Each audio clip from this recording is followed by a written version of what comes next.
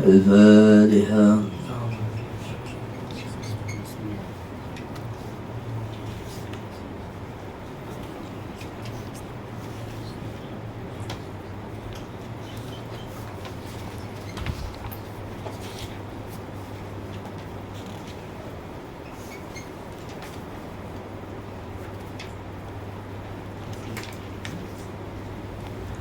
Bismillahirrahmanirrahim. Al-af'alu. Ini adalah judul bab. Fi'lu sahibi syari'ati la yakhlu imma yakun ala wajhil qurbati wa ta'ati. Fa in dala dalilun ala al-ikhtisas bihi yuhmalu ala al-ikhtisas. Wa lam yadulla dalilun la yukhassu bihi. Wa yuhmalu ala al-wujubi 'inda ba'di ashabina wa minhum man qala yatawaqqafu fihi. فإن كان على غير وجه القربة وطاعة ويهمل على الإباحة وإقرار صاحب الشريعة على القول هو قول صاحب الشريعة وإقرار على الفعل كفعله صلى الله عليه وسلم وما فعل في وقته بغير مجلسه وعلم به ولم ينكره فحكمه ما فعل في مجلسه. Jadi enak dibaca matan dulu. Ini bab membahas apa? Ini bab membahas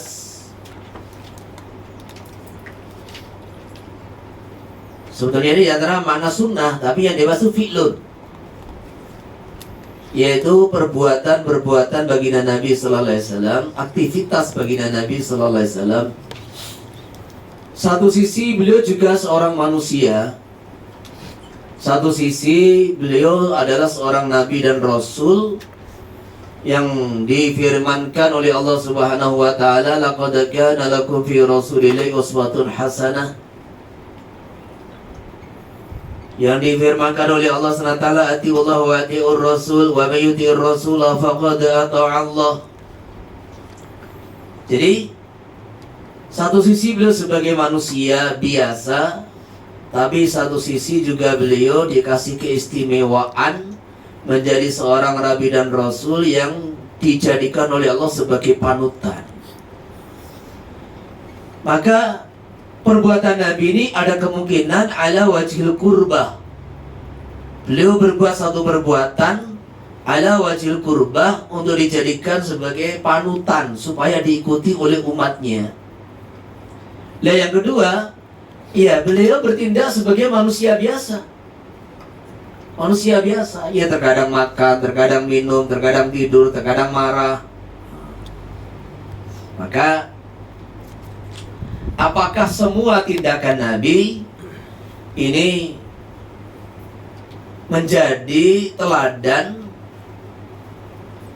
yang diperintahkan bagi umatnya untuk mengikuti semuanya tanpa terkecuali, ataukah ada pengecualian? Ini yang mau kita bahas.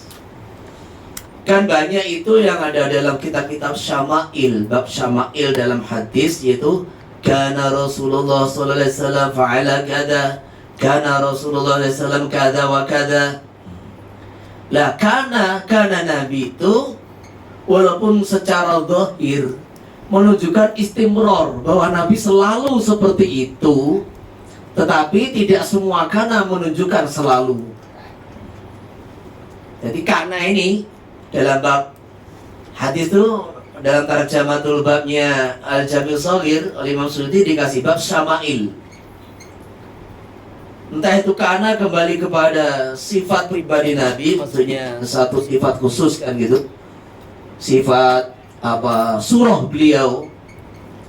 Ada kalanya perbuatan beliau. Nek kana Nabi hasanal wajhi, kita jelas istimror ini kan. Masa besok Nabi itu baterai habis?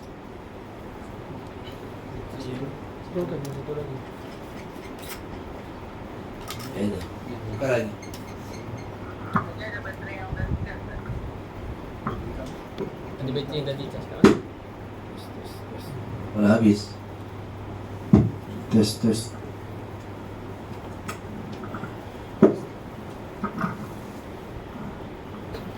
baterai yang tidak dicas.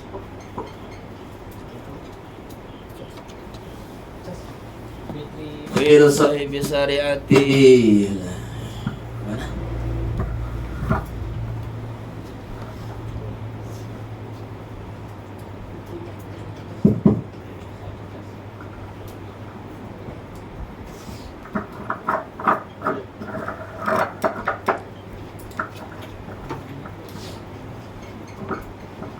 Ini juga habis. Itu?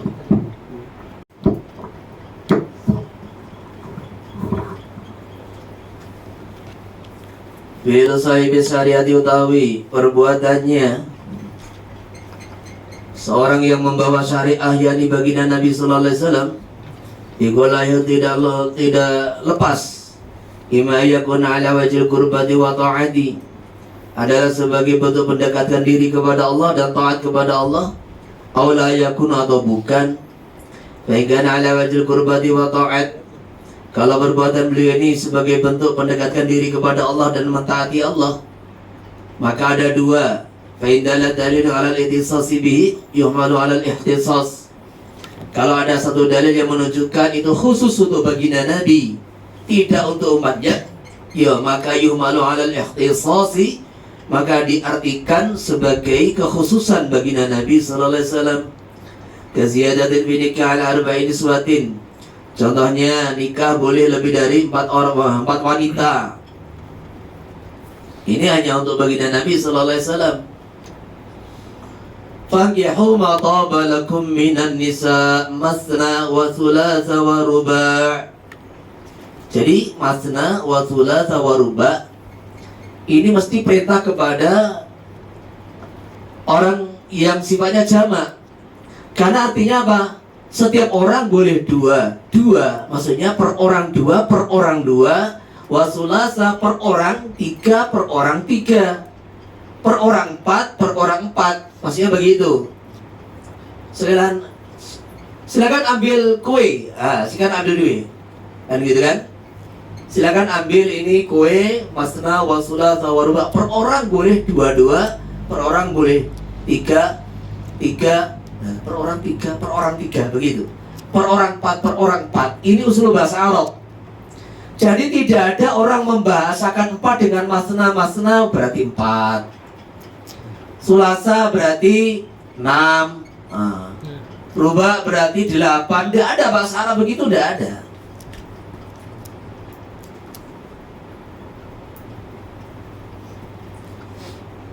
Karena sampai ada orang tuh memahami wawu limutlaqil jam'i, kemudian masna 4, sulasa 6, 10, ruba 8, sehingga orang boleh menikah 18 wanita. Ada itu bukunya diedarkan, salah satu mutakharis dari Mesir. Kemudian dibawa seorang ke Temboro, lagi Al-Ziran rahimahullah suruh bakar itu buku. Jadi ini ya tamatan alumnus luar negeri kemudian pulang bawa ajaran yang menyesatkan. Kemudian hadisnya Ibnu Ghailan yang nikah 10, masuk Islam punya istri 10, suruh milih 4, kemudian yang 6 suruh menceraikan, tuh ditakwili semua. Sahabat juga banyak istrinya lebih dari 4 lah. Jadi kitab semacam itu, yaitulah terkadang orang tuh pinter tapi nggak dapat hidayah, punya pemahaman yang menyesatkan. Makanya adanya beberapa sahabat yang dia ini baru masuk Islam dan memiliki istri lebih dari 4, kemudian oleh baginda Nabi sallallahu alaihi wasallam suruh memilih 4 maksimal, menceraikan sisanya, memisah sisanya, menunjukkan bahwa masna wa thulatha wa ruba' maksimal seorang tuh menikah 4 orang. Baik dari segi lugha, dari segi sunnah. Wa anzalna ilaika dzikra litubayyana lin-nasi ma nuzila ilaihim. Dari segi lugha, dari segi pemahaman baginda Nabi sallallahu alaihi wasallam, masna wa thulatha wa ruba' per orang 2, per orang 2, per orang 3, per orang 3, per orang 4, per orang 4. Nah, begitu. Jadi memang stabilnya dunia ini kalau orang itu sebetulnya pertama kali dua gitu. Fa'in khiftum, baru kalau takut nggak bisa adil baru satu. Jadi istri satu sebetulnya itu darurat. Dan ternyata fakta membuktikan bahwa dunia ini wanita itu berlipat, 2 lipat, 3 lipat, sampai 7 lipat dibanding laki-laki. Nggak usah banyak-banyak, nanti kedengaran ibunya jadi marah.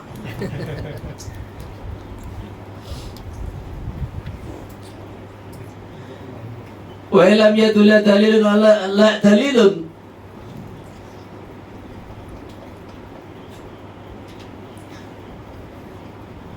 la yukhassu bihi.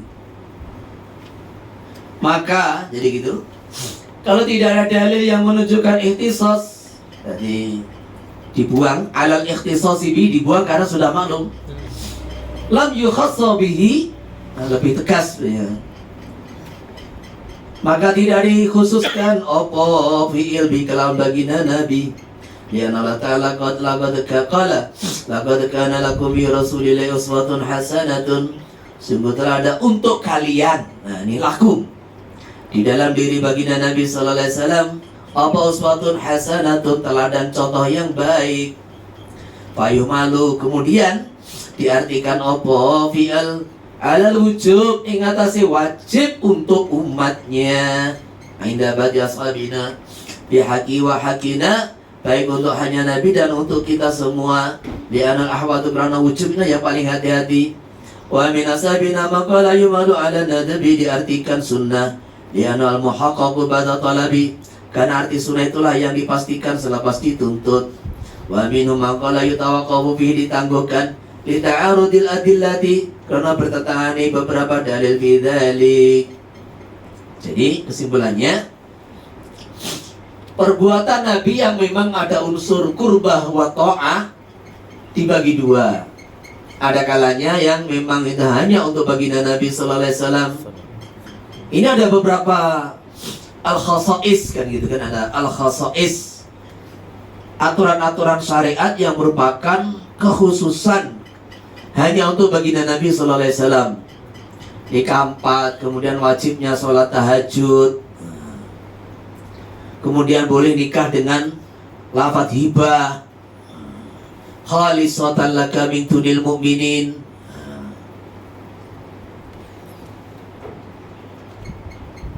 Boleh nikah tanpa wali. Contohnya kalian dulu dengan Zainab bintu Jahsh. Tadi itu nikahnya nggak pakai wali, zawwajnakaha. Maka selepas turun ayat ini, langsung baginda Nabi sallallahu alaihi wasallam itu masuk ke kamarnya Zainab. Maka Sayyidah Zainab ini terkadang membanggakan dirinya, masih bukan membanggakan sombong. Tahu maksudnya itu sebagai bentuk nikmat. Salah satu kenikmatan yang Allah berikan hanya kepada beliau, yaitu apa? Kalian semua dinikahkan oleh ayah kalian, sedangkan saya dinikahkan dari atas 7 petala langit. Tapi jangan terus nanti kamu jadi wali sesat, datang ke wanita, Allah sudah nikahkan saya dengan kamu. Tidak ada begitu, tidak ada.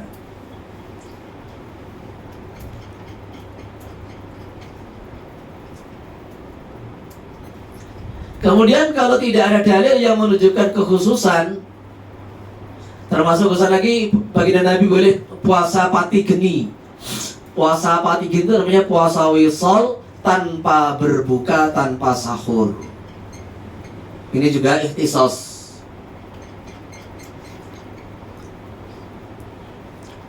Kalau tidak ada dalil yang menunjukkan kekhususan, maka ada 3 pendapat. Yang pertama diartikan wajib diikuti, yang kedua sunnah diikuti, yang ketiga ditangguhkan sampai ketemu dalil yang menentukan itu maknanya wajib atau sunnah. Itu maknanya ditangguhkan.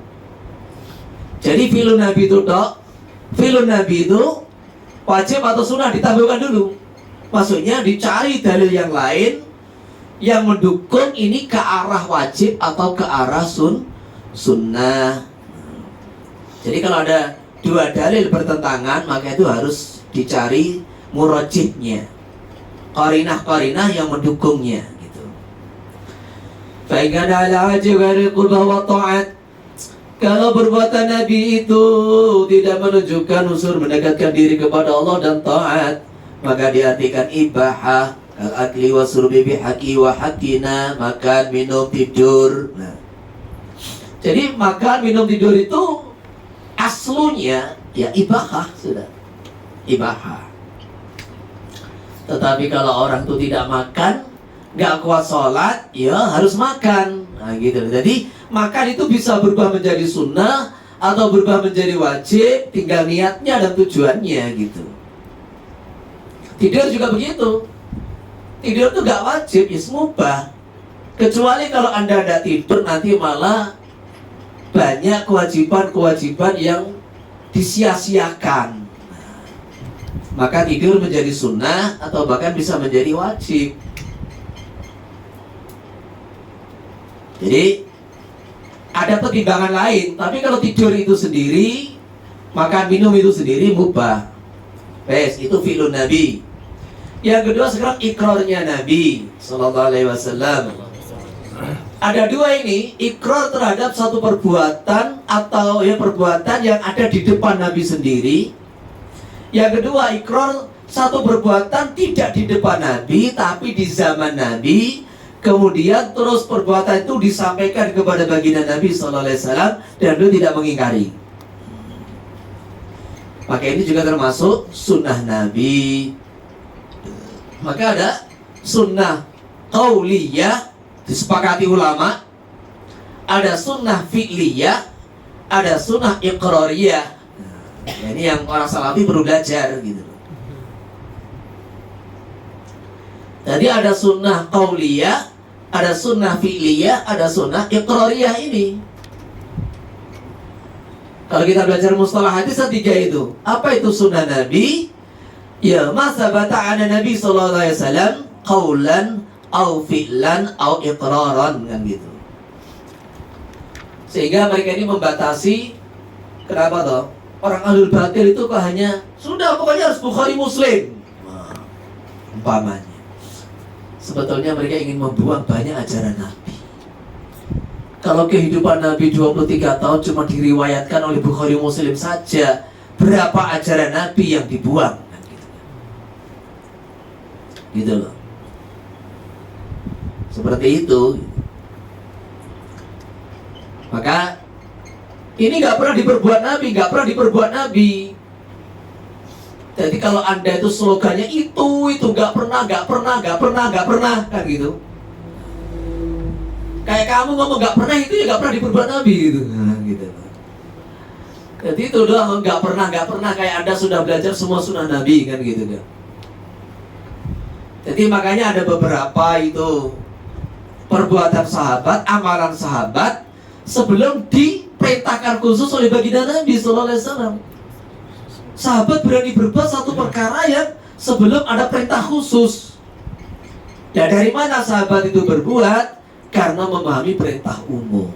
Nah itulah.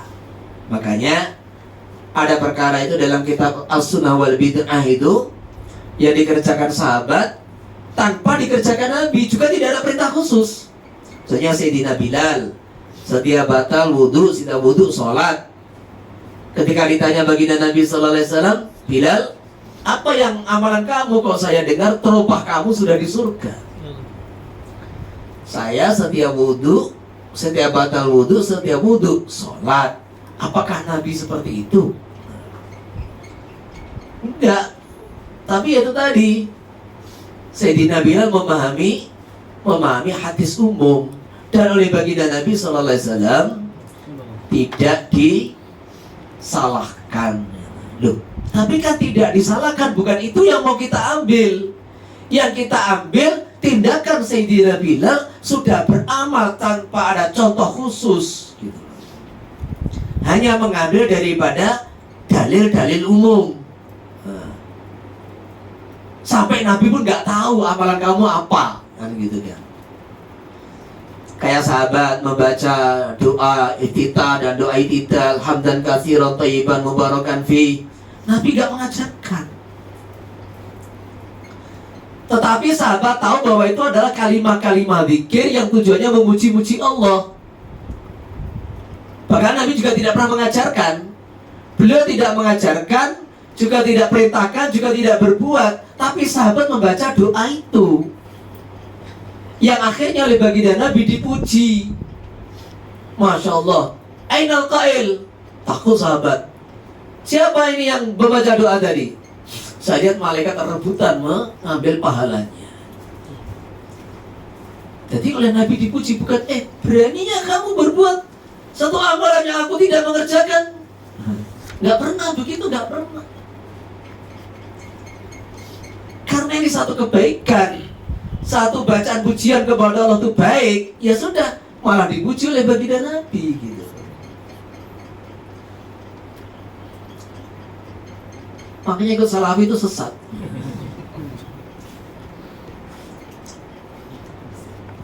Sudah ada Bukhari Muslim, Kutubus Sittah bikin manhaj sendiri namanya Albani kan gitu. Rawal Bukhari wa Muslim wa sahahahu Albani. Coba, ini kan kurang ajar sebetulnya. Jadi seolah-olah Albani itu lebih pantas menilai hadis daripada Imam Bukhari Muslim, sehingga takhrijnya Imam Bukhari Muslim pun perlu diteliti oleh Albani kan gitu. Jadi mensejajarkan Albani itu selevel pengarang selevel muhaddis Kutubus Sittah gitu loh. Pada itu belas gitu, setetes air laut itu nggak nyambung gitu loh. Setetes pun nggak nyambung gitu loh. Maka meletakkan Sahahahu Albani di belakang akhrajal Muslim, Bukhari Muslim, akhrajal Abu Dawud, Sahahahu Albani itu gak punya adab. Gak punya adab. Karena orang Salafi itu gak punya adab gitu. Ciri khasnya orang Salafi itu gak punya adab. Orang Badui. Jadi biar tahu aja gitu. Kayak sholat, gak mau makmum di belakang, gak mau kalau dua orang jajar begini. Nah kenapa? Nah itu kan sahabat Abdullah bin Abbas suruh berdiri di sampingnya, perintah Nabi. Kalau baca hadis tolong disempurnakan. Abdullah bin Abbas kemudian turun ke belakang, satu jengkal. Selesai salam, ditanya oleh baginda Nabi, kenapa kamu mundur ke belakang? Aku perintah di samping kamu, ta'adduban laka ya Rasulullah. Jaga adab. Nabi senang. Sayyidina Abu Bakar juga begitu. Abu Bakar terus kan jadi imam, malah mundur. Coba, ini kan melanggar perintah Nabi.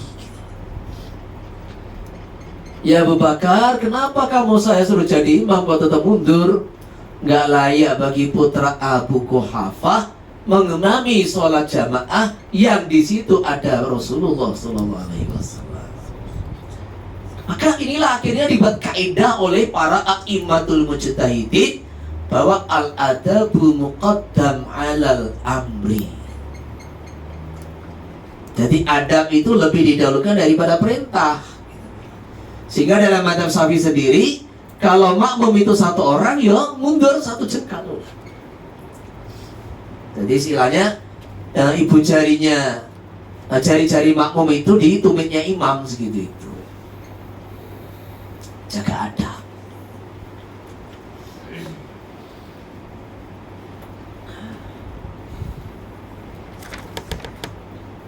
Maka kalau orang tuh belajar agama tanpa adab, ngaji karo wong salafi.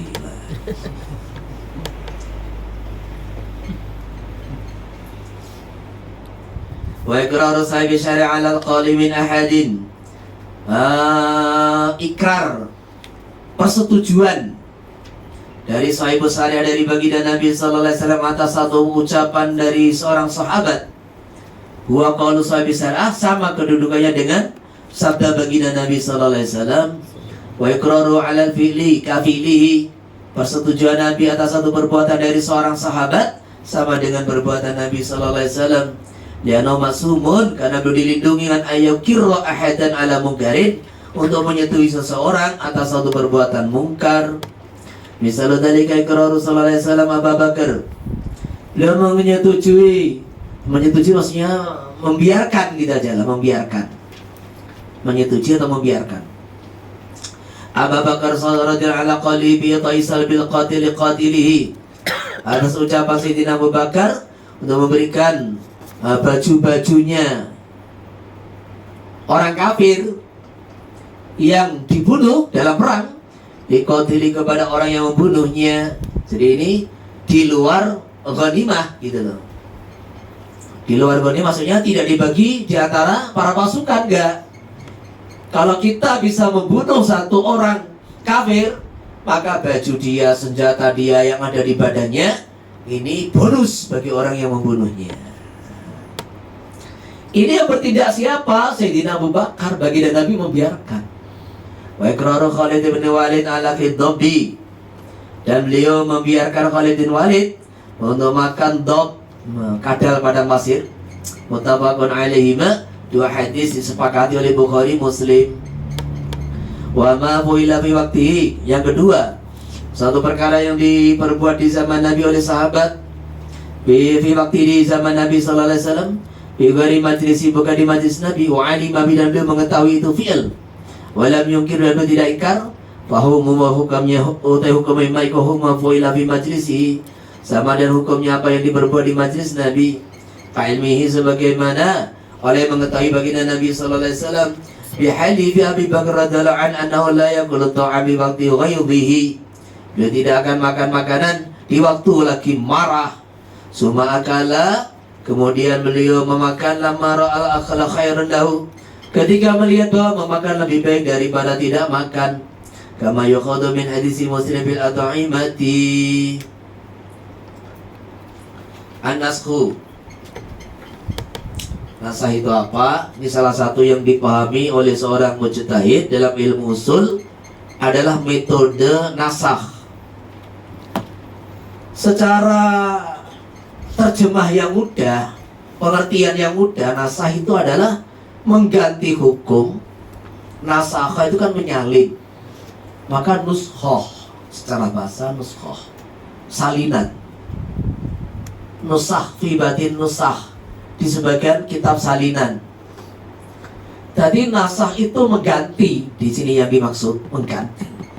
Mengganti hukum yang telah ditetapkan oleh dalil yang lama, diganti oleh hukum baru yang telah ditetapkan oleh dalil yang baru pula.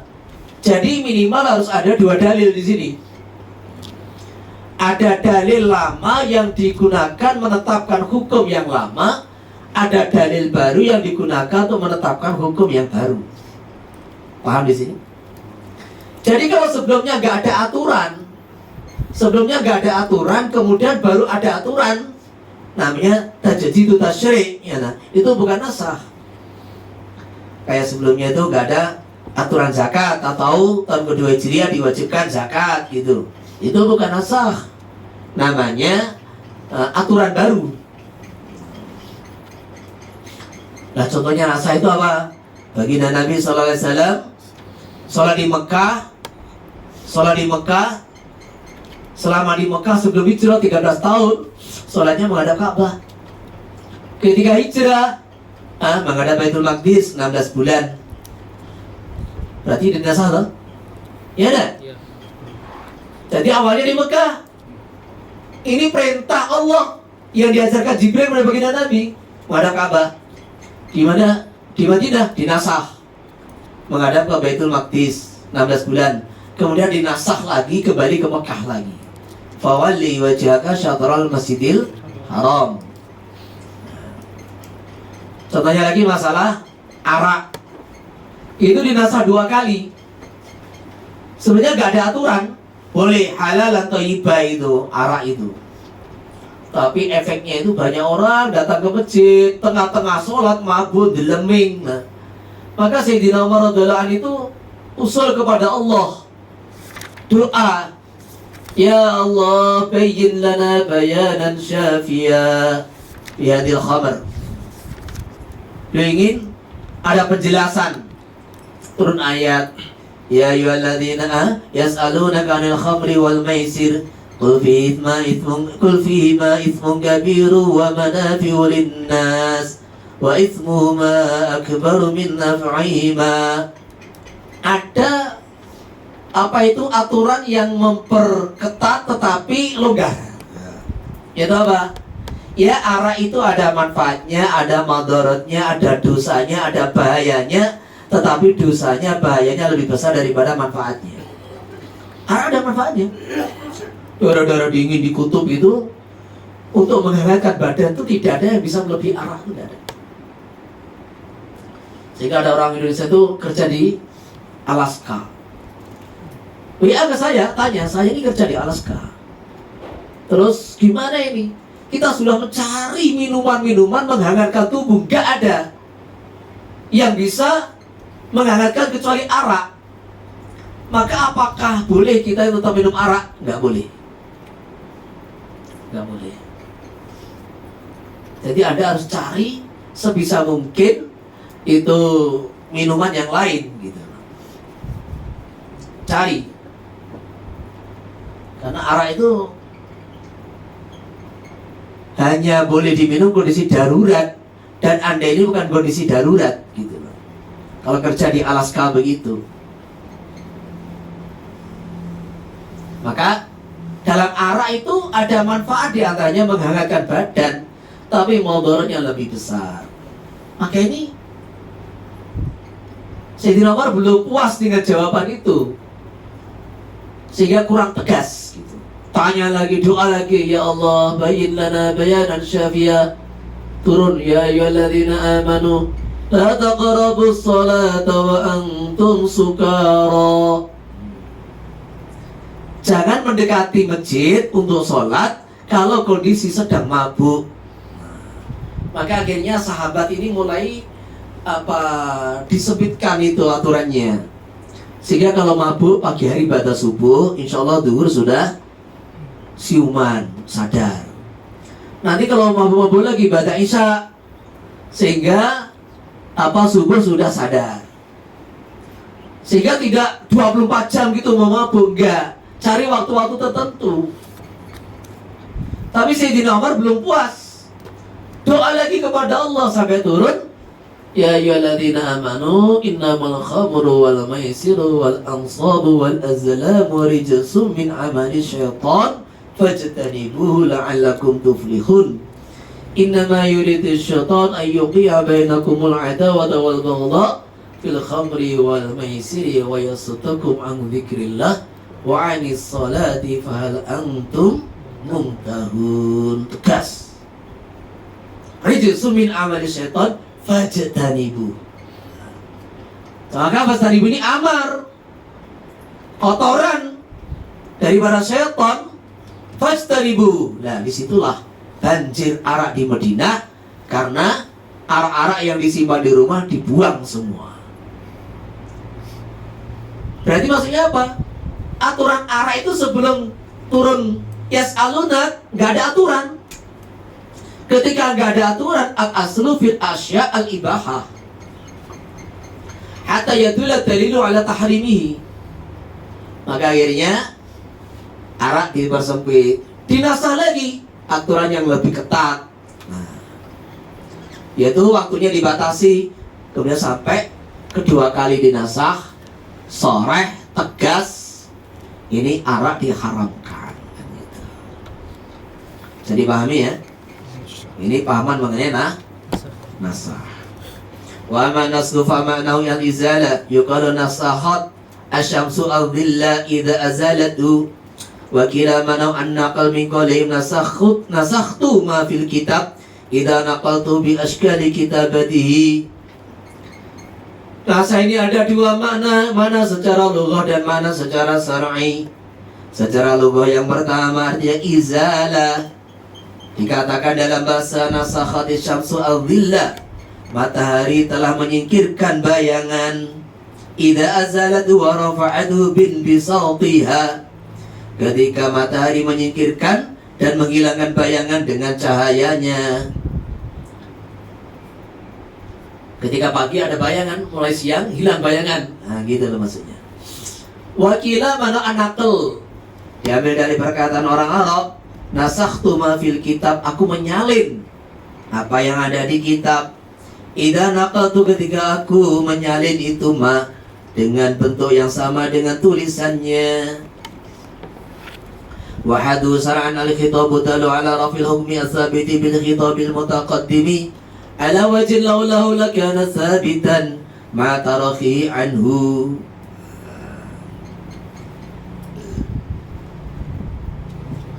Secara syariat, definisi pengertian nasa adalah al-khitab, satu perintah yang menunjukkan dihilangkannya hukum yang telah berlaku, dihilangkannya hukum yang telah berlaku atau ditetapkan dengan dalil yang lama.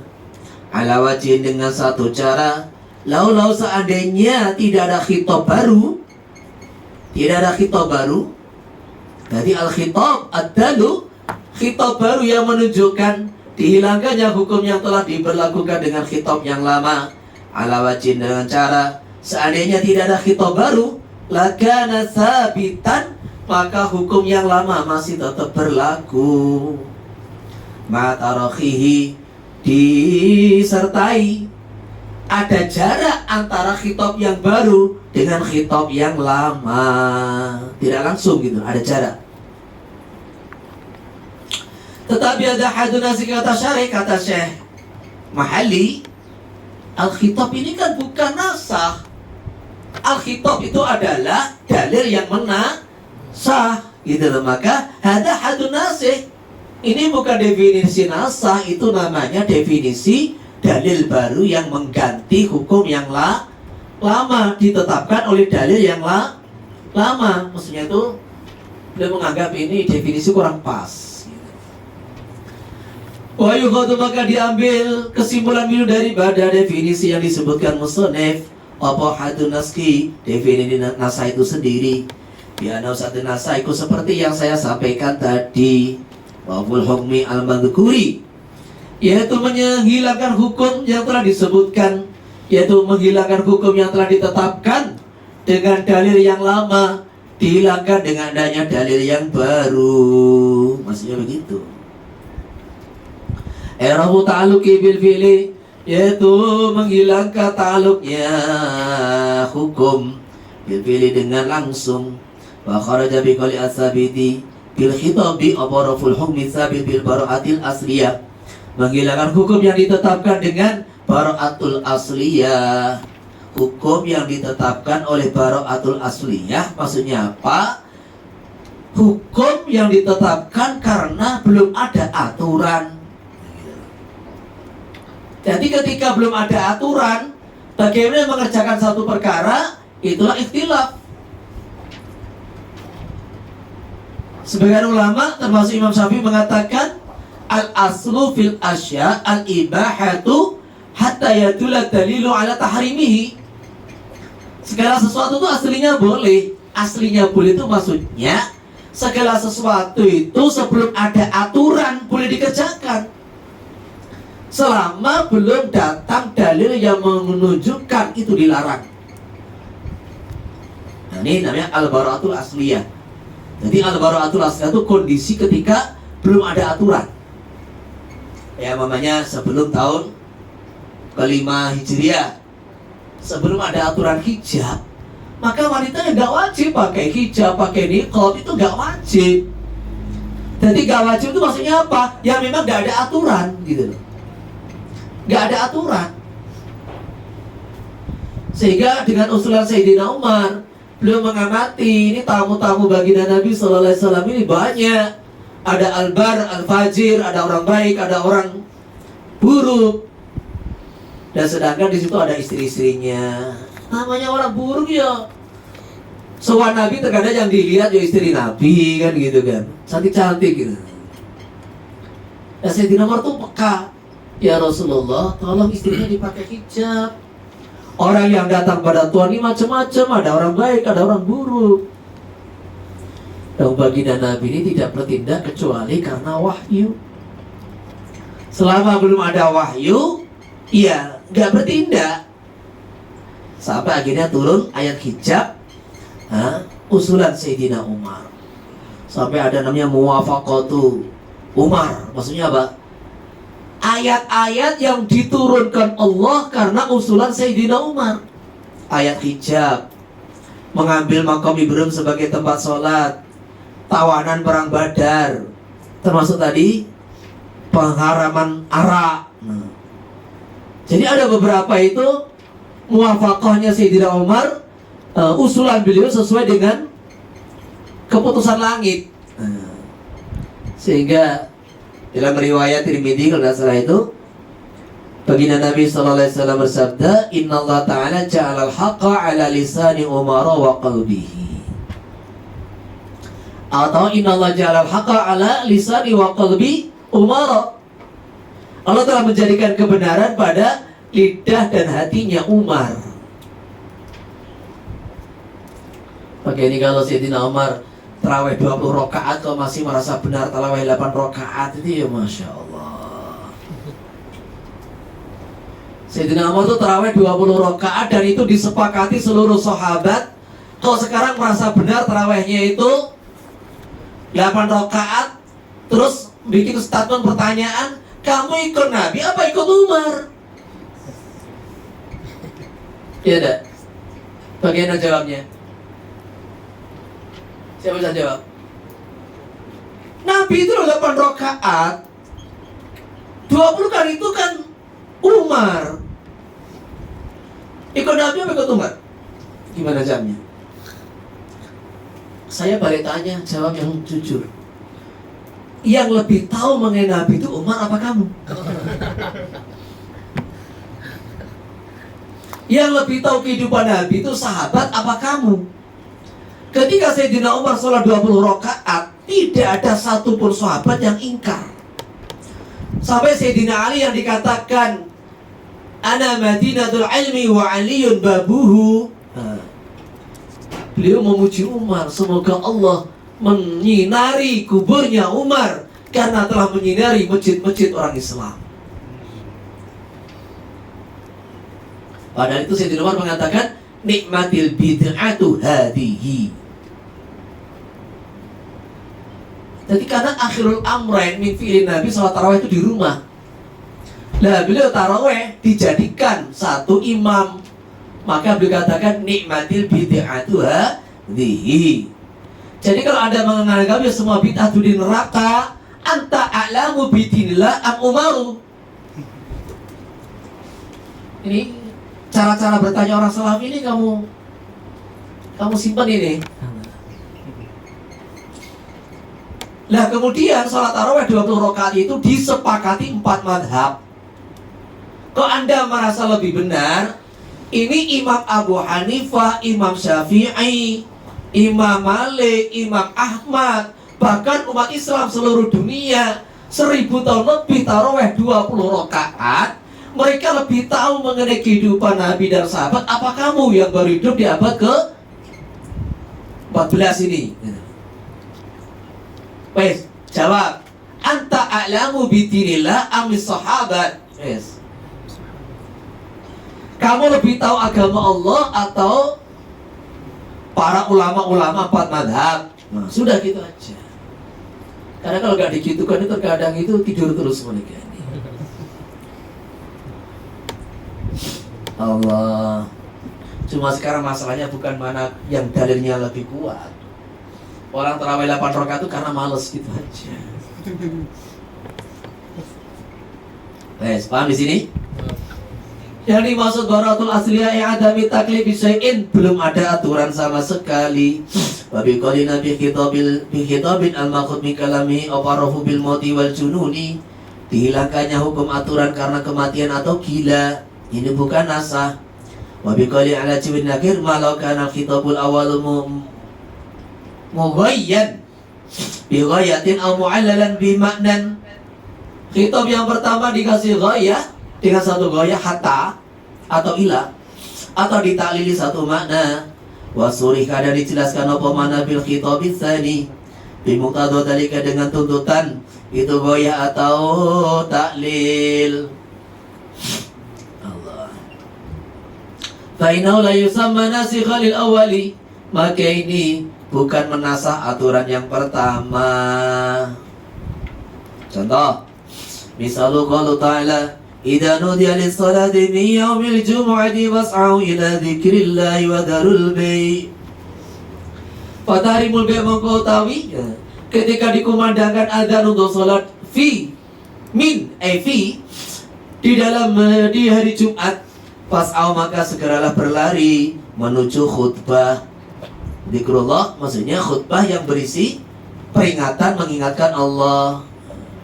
Wadarul bai' ada tinggallah jual beli. Wadarimul bai' mengkotai diharapkannya jual beli iku mugo yang dibatasi bikintoil Jumat dengan selesainya Jumat.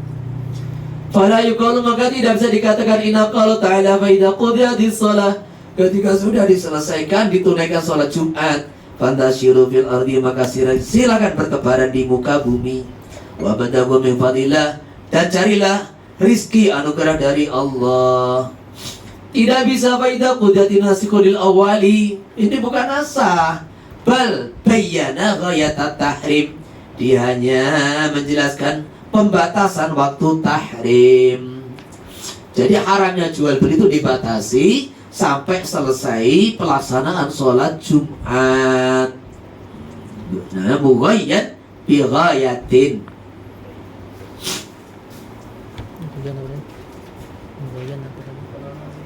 Contohnya lagi,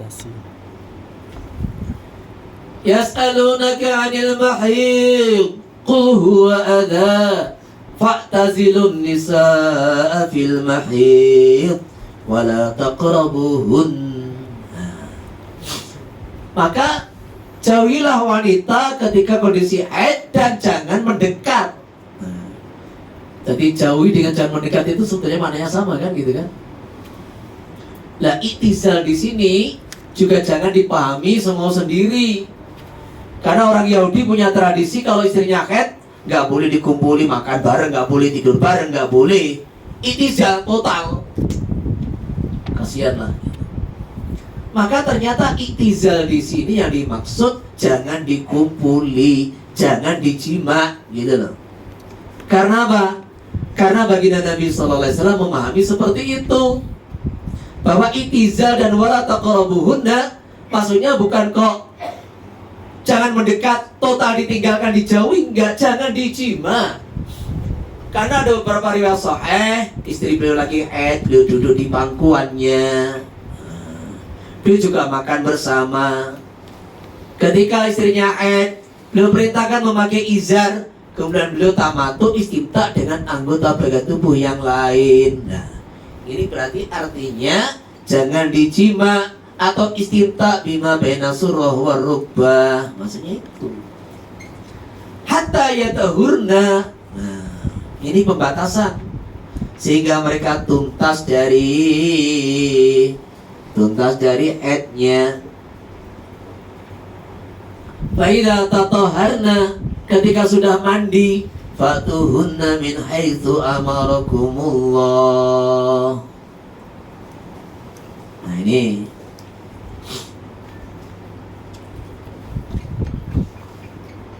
jadi namanya larangan menjima istri sebab haid dibatasi sampai kapan? Sampai dia mampet dan sampai dia mandi suci. Wa kata qaulu ta'ala hurima 'alaikum saydul barri ma dumtum hurma. Diharamkan atas kalian berburu binatang darat selama kalian dalam kondisi ihram. La yuqalu nasakha, qalu tidak boleh dikatakan telah menasakh ini aturan. Apa qalu firman Allah, wa haida halatu wastadu. Ketika sudah tahalul maka silakan berburu liana tahrim bil ihram. Karena alasan tahrim, karena hukum tahrim berburu adalah karena kondisi ihram. Wa qadzala telah hilang apa ihram. Wa kharaja bi kalimat tarakhihi. Jadi ini namanya taklil gitu loh. Kalau yang pertama mughayya bi ghayatin, yang kedua ini alasan tahrim adalah ihram dan itu dijelaskan dalam ayat madumtum huruma. Jadi makna itu wasuriha bil khitabis tsani. Jadi mu'allalan bimaknan wa surriha dzalikal ma'na bil khitab tsani wa kharaja bi kalimat tarqi anhu mata salabil khitabi, sesuatu yang nyambung dengan khitab yang pertama yaitu sifat syarat atau istisna, maka itu tahsis bukan nasakh. Wa yajuzu naskhur rasmi wa baqaul hukmi, boleh mengganti tulisannya saja, hukumnya masih berlaku. Nahu asyikhu wa syikhatu idza zanaya farjumuhu ma'al battah, laki-laki dan wanita yang sudah pernah nikah dan pernah jima dalam nikah, ketika keduanya zina maka rajamlah keduanya albattah, tanpa minta ampun, tanpa ada rasa belas kasihan. Qala Umar radhiyallahu anhu fa anna qara'na, kami para sahabat telah membaca ayat ini. Rawa Syafi'i wa ghairuhu wa qad rajama Rasulullah sallallahu alaihi wasallam al-muhsanaini, dua orang yang zina muhsan. Muttafaqun alaih. Wa mautawi al-muhsanaini, yang ada dalam riwayat Imam Syafi'i, ikal muradu, yang dimaksud bi syaikhi wa syaikhati, jadi bukan orang tua tapi orang yang muhsan. Apa itu muhsan? Sudah pernah jima di dalam pernikahan yang sah. Jadi orang yang sudah punya istri kok zina, hukumannya dilempari batu sekepal tangan sampai mati. Albattah, jangan Anda karena kasihan tidak melaksanakan hukum rajam tanpa minta ampun. Nah, gitu. Jadi ini kiroahnya, tulisannya diganti tetapi hukumnya tetap berlaku. Wa nasruhu wa baqa rasmi, aturannya diganti tetapi tulisannya, bacaannya masih berjalan terus. Nahu walladzina yatawaffawna minkum, orang-orang yang meninggal dunia di antara kalian, wa yadharuna azwaja, dan dia meninggalkan istri-istri, wasiat li azwaji, maka wajib wasiat kepada istrinya, mata'an ilal hauli, satu harta yang bisa dinikmati di dunia, harta yang bisa dinikmati di dunia, mata'an ilal hauli, sampai 1 tahun. Nusikha dinas apa qalu ta'ala bi ayati yatarabasna bi anfusina arba'ata asyhuri wa asyra. Jadi perhatikan ini, orang-orang yang meninggal dunia dari kalian meninggalkan istri, maka wajib wasiat kepada istrinya sampai 1 tahun. Maka ini dinasa dengan menjalani iddah 4 bulan 10 hari. Wa nasbul amrayni ma'an, boleh juga menasa dua-duanya, ya qira'atan rasman wa hukman. Nah, wa hadis Muslim wa Aisyah radhiyallahu anha, kana fi mawzil asr rad'atin ma'lumatin yuharrimna fanusikhna bi khamsin ma'lumatin yuharrimna. Termasuk ayat Al-Quran yang diturunkan kepada baginda Nabi, lafaz asru rad'atin ma'lumatin yuharrimna, 10 susuan yang diketahui maka menjadikan mahram. Fanusina, maka ayat ini dinasah rasman wa hukman dengan khamsun ma'lumatun yuharrimna, 5 kali susuan yang diketahui maka menjadikan mahram. Wa yang qasimu nasu ila badalin wa ila ghairi badalin. Nas ini terkadang ada badalnya, terkadang tanpa badal. Al-awalu, utawi yang pertama, kama fi nasil kiblat baitul maqdis istiqbalil Ka'bah. Jadi digantikannya istiqbalul kiblat, istiqbali baitul maqdis istiqbalil Ka'bah. Menghadap Baitul Maqdis selama 18 bulan diganti dengan menghadap Ka'bah. Wasayati akan datang. Wasani kama bi qouli ta'ala idza najaitumur rasul faqadimu baina yaday najwakum shadaqah. Diganti hukumnya diganti hukum tanpa ada ganti. Jadi maksudnya, kalau tadi kan dari menghadap Baitul Maqdis, sekarang menghadap Ka'bah, namanya ada gantinya. Nah, yang najaitum ini, ya ayyuhalladzina amanu idza najaitumur rasula faqaddimu baina yaday najwakum shadaqah. Jadi Allah wajibkan setiap orang yang mau menghadap baginda Nabi sallallahu alaihi wasallam untuk sedekah lebih dulu. Kemudian selepas turun ayat ini, berat, sebagian sahabat itu berat karena tidak memiliki apa yang disedekahkan gitu. Ini berat.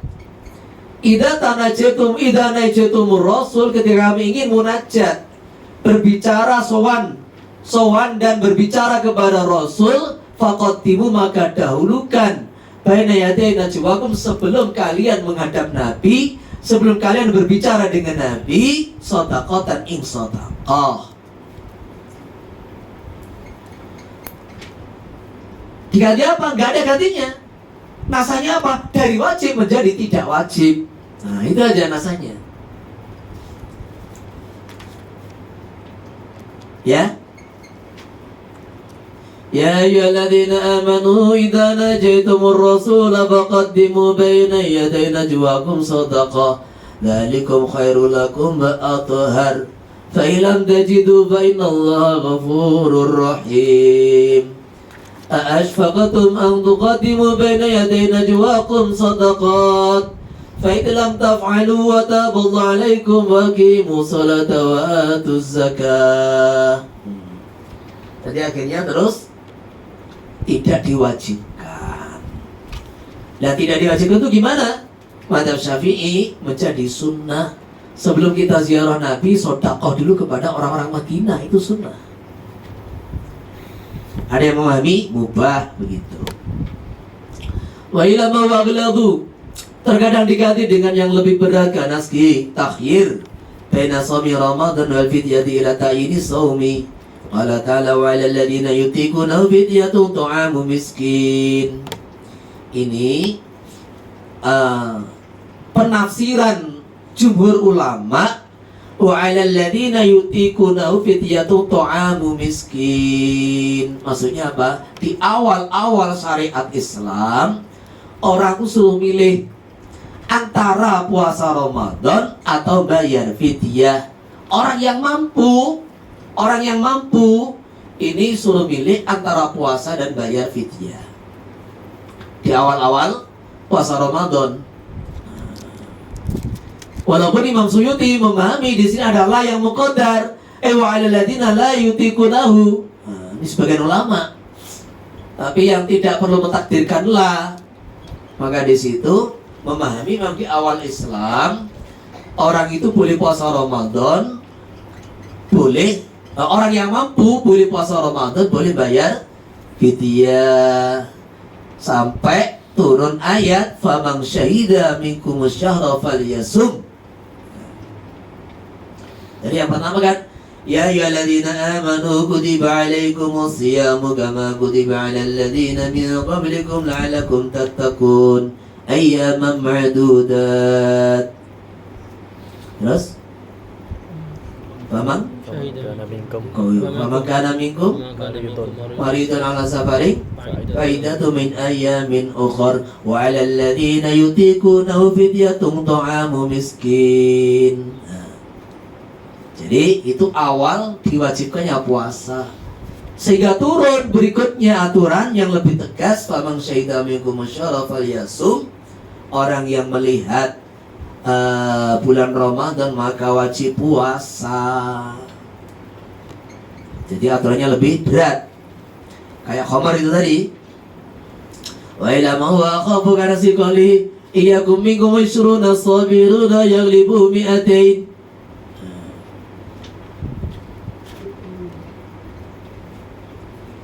Ya ayuhan nabiyyu harridil mu'minina 'alal qital.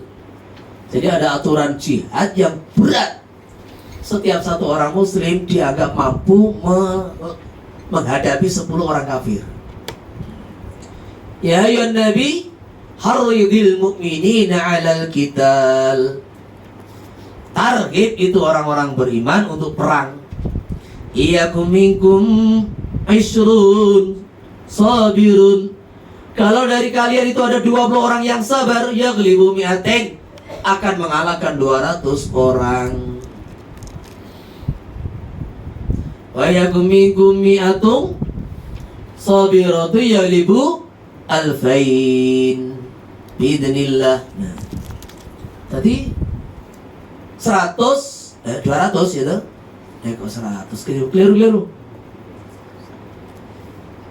Isruna sabiratu yaghlibu minkum mi'atun sabiratu yaghlibu alfa minal ladzina kafaru Dzalika bi anam qaumul la yafqahun.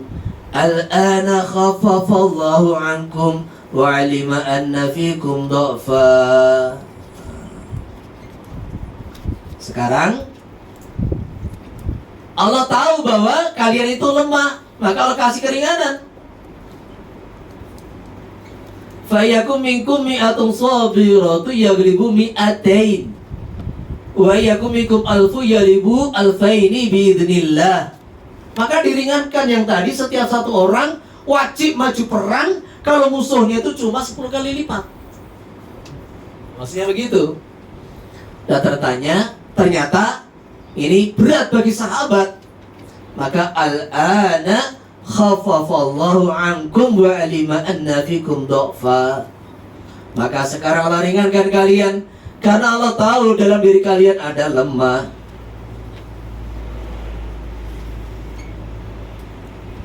Maka kalau kalian di 100 orang yang sabar akan mengalahkan 200 orang. Kalau ada 1000 mengalahkan 2000. Maka dalam mazhab Syafi'i, kalau musuh cuma 2 kali lipat tidak lebih, pas 2 kali lipat atau kurang, wajib maju. Jihad wajib. Lari dari perang itu haram. Tetapi kalau musuh tazidu ala dhikfain, melebihi 2 kali lipat, nggak wajib kita maju, boleh tarik mundur. Nah, seperti itu. Diringankan. Fayakumikum mi'atun sabiratu yalibu mi'atain. Kalau kalian ini ada 100 orang yang sabar, pasti akan mengalahkan 200. Kalau ada 1000 orang, pasti mengalahkan 2000. Biasa nasul kitab bil kitab kama taqaddama fi ayatil aidah wa ayatil musabarah. Dan ayat musabarah maksudnya perang tadi.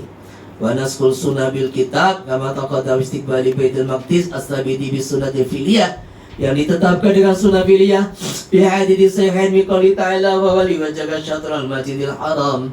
Maka arahkan pandanganmu ke arah Masjidil Haram. Wa sunnah ana wa hadisi Muslim kuntu nahaitukum an ziyaratil kubur. Aku telah melarang kalian dulunya dari ziarah kubur, fazuruha. Sekarang silakan ziarah. Wasakata diam sapa muslim anaskil kitab bis sunnah. Jadi ini naskah sunnah bis sunnah. Sekarang masuk kitab bis sunnah boleh apa? Tidak. Waqad ila bijawazihi. Ada satu pendapat mengatakan boleh. Wa masalalahu, memberi contoh sapa qail lau kepada nasul kitab sunnah biqauli ta'ala kutiba alaikum idza hadara ahadakum mautu in taraka khairanil wasiyatu lil walidayni wal aqrabin. Diwajibkan atas kalian ketika salah satu kalian mendekati kematian, kalau mereka meninggalkan khairan, harta. Jadi khair ini satu kalimah mustarok, bermakna ganda. Bisa diartikan harta, bisa diartikan amal kebaikan atau agama. Diwajibkan opo al-wasiyatu, fa'ilnya kutiba, wasiat kepada orang tua dan aqrabin. Hadis Tirmidzi wa ghairi la wasiyata li warisin, tidak boleh wasiat kepada waris. Wa turidu ditentang apabila mendapat bi anasa temani hadis itu khabaru ahadin, khabar perorangan bukan berita mutawatir. Masa dia akan datang la yunsakhul mutawatir bil ahad, akan datang dalam bab sunnah bahwa hadis mutawatir tidak boleh dinasah dengan hadis ahad.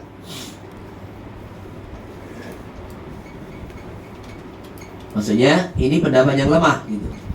Fabi nuskatin la yajuzu naskul kitab bis sunnah. Satu nuskah ada tambahan lafaz, tidak boleh menasah kitabullah dengan sunnah. Bi khilafi tafsisihi biha. Dan kalau membatasi makna kitab dia dengan sunnah, maka boleh kama taqaddama li anna tasis awanu minan naski. Karena mentasis itu menghilangkan sebagian makna, kan gitu kan? Menyempitkan makna dengan menghilangkan sebagian makna. Dan tadi qatilul musyrikin ternyata dibatasi selain kafir mu'ahad. Nah begitu. Wa yajuzu nasul mutawatir bil mutawatir. Hadis mutawatir dengan sesama hadis mutawatir, wa nasul ahadi bil ahadi. Nah hadis agak dengan hadis agak bil mutawatiri. Wala yajuzu naskul mutawatir kal Qur'an bil ahadi li anau tunahu Karena hadis ahad itu di bawah derajat mutawatir bil kuwati dalam kekuatan nih titik. Tetapi warrojiku jawazu dzalik. Pendapat yang dulukan bolehnya menasab mutawatir dengan hadis ahad yang nama halasi wal hukmu. Karena yang dinasab itu adalah hukumnya, bukan dalilnya. Wa dalalatu alai bil mutawatir niyatun. Wa dalatu mana yang ditujukan oleh ngatasi hukum bil mutawatir dengan dalil mutawatir itu ya niyatun. Kesimpulannya adalah dhaniyah, bukan qat'iyah. Karena hadis sebagaimana kesimpulan hukum dari hadis ahad.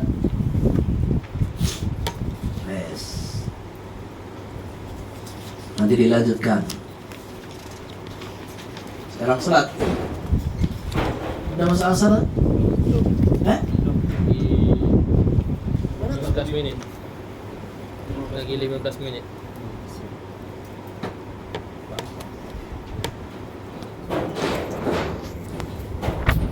Biasa makan kilatan. Muslim 15 hari. Iya 40 hari. Cuma dibaca doang. Kalau ini kan nggak dibaca doang. Kemarin di sini ada buat majlis resmi kerajaan bikin majlis sama Bukhari 10 hari. Khatam. Ya, Dibaca dong. ya baca tok. Ya, kayak Quran ini. Tapi kan Kalau saya nggak kuat itu. Enak ini Ustaz. Budaya. Apa? Enak kayak gini. Santai. Iya. Ngaji itu kan bukan mau dibaca, ngaji itu mau dipahami. Beda dengan Quran. Quran itu al-muta'abbad bi qiraatihi. Quran itu paham nggak paham, setiap huruf 10 kebaikan gitu. Khatam insyaallah ini sebentar. Lagi 10 lembar. Sampaikan ke akhbar dulu.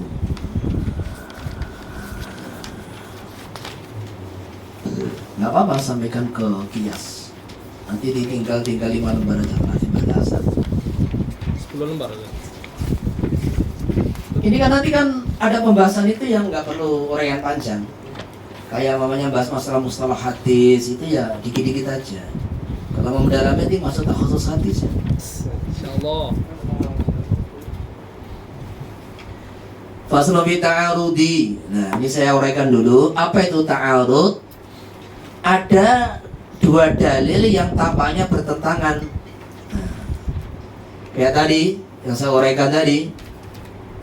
Dua orang bertanya mengenai ma yahillu lana min imra'atina idza kanat haidan. Ini dua orang bertanya pertanyaan yang sama. Maka dijawab laka minal haidi ma fawqal izar. Ada orang lagi bertanya, dijawab oleh baginda Nabi sallallahu alaihi wasallam, isna'u kulla syai'in illa nikah. Jadi semua boleh berbuat kecuali jima. Berarti hadis pertama menunjukkan bahwa istimta bima baina surah wa rubah, apapun bentuknya itu haram. Wati atau sentuhan itu haram. Tapi hadis kedua yang haram cuma wati saja, selain wati halal. Berarti yang diperselisihkan adalah istimta bima baina surah wa rubah yang selain wati. Ini ta'arud. Dan di dalam mazhab Syafi'i ditarjih. Diambil riwayat Imam Abu Dawud yang mengatakan laka minal haidi ma fawqal izar. Kenapa? Karena ada dukungan dari fi'lun Nabi sallallahu alaihi wasallam. Ketika istri-istri beliau lagi haid, maka beliau istimta di luar izar. Beliau perintahkan istrinya pakai izar, kemudian beliau istimta di luar izar. Ini agak saya bicara vulgar dikit biar tahu. Di Fathul Mu'in itu dijelaskan bahwa orang tidur itu sunahnya telanjang. Bang Santri loh ini. Nanti kamu di pondok telanjang. Maksudnya Jadi ketika orang sudah suami istri di rumah itu tidur sunnahnya pakai selimut saja, telanjang. Itu akan lebih meningkatkan keharmonisan rumah tangga.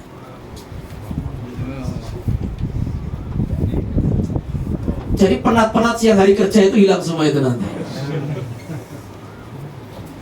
Jadi makanya sunnahnya tidur itu telanjang, maksudnya pakai selimut, ya sudah itu akan mengekalkan samawa yang mawaddah warahmah baina zaujain. Insyaallah. Jadi seperti itu. Makanya itu ada hadis sahih bahwasanya baginda Nabi SAW kalau beliau salah satu istrinya lagi diperintahkan pakai izar loh. Berarti kan memang tidak pakai baju gitu loh.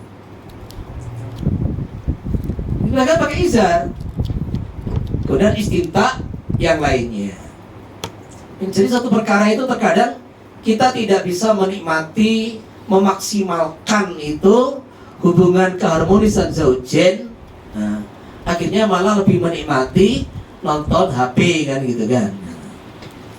Akhirnya itu kalau perkara halal itu tidak kita puaskan, akhirnya pikirannya pikiran-pikiran haram. Nah, itu.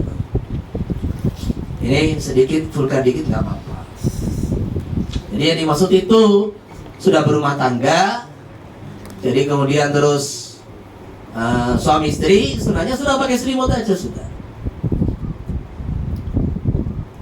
Ini baik dukungan hadis kita pikir seperti itu. Tetapi kalau di pondok ya harus pakai baju gimana? Tidur di luar gitu. Tidur wedding.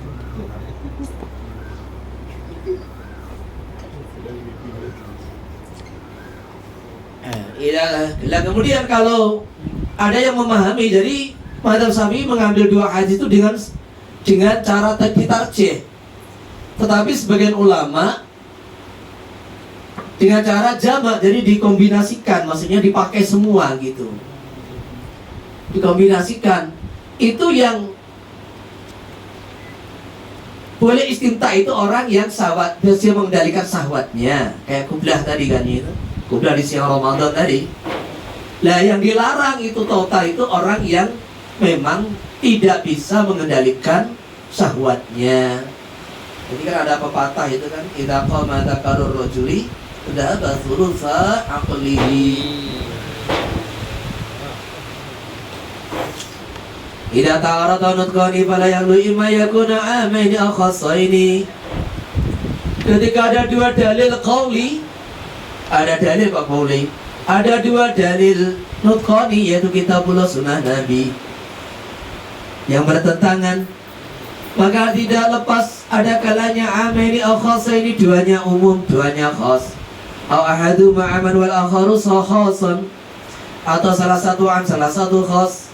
Aw kullu wahidin minhum ma'aman min wajhin wa khasan min wajhin, atau dua-duanya dua-duanya masing-masing am dari satu sisi sudut pandang, khas dari sudut pandang yang lain. Ini berapa kemungkinan? Amaini, khasaini, ahadu ma'aman wal akharu khas. Yang keempat, masing-masing ada amnya, ada khasnya. Ada 4 kemungkinan. Yang pertama, baikana amaini, bain amkana jamu bainoma yujma. Kalau bisa dikombinasikan dengan cara diartikan setiap hadis pada tempatnya masing-masing yang sesuai. Nah, dikombinasikan. Tahu kombinasi apa? Sama kan? Diartikan pada tempat yang sesuai. Ya cuma ayyumalukulun minuma ala halin. Diartikan masing-masing dari dua hadis pada kondisi yang berbeda. Misalnya hadis syarru syuhud alladhi yashhad qabla an yustashhada. Seburu-buru saksi iku alladhi orang yang dia bersaksi sebelum dimintai jadi saksi. Wa hadisu khairu syuhud alladhi yashhad qabla an yustashhada. Jadi syar dengan khair ini 100% bertentangan gitu loh. Yang kedua, sebaik-baik saksi adalah orang yang bersaksi sebelum dimintai jadi saksi. Maka dua-duanya diamalkan dengan mengartikan pada orang yang berbeda. Fahumilal awalu ala maidha kana malau syahada aliman biha. Yang pertama diartikan pada orang yang dia ini bisa bersaksi aliman biha, dan dia mengetahui persaksian. Bahasanya alaman itu lam yakun aliman biha, tidak tahu aturan persaksian. Jadi wong yang ngerti aturan persaksian, maka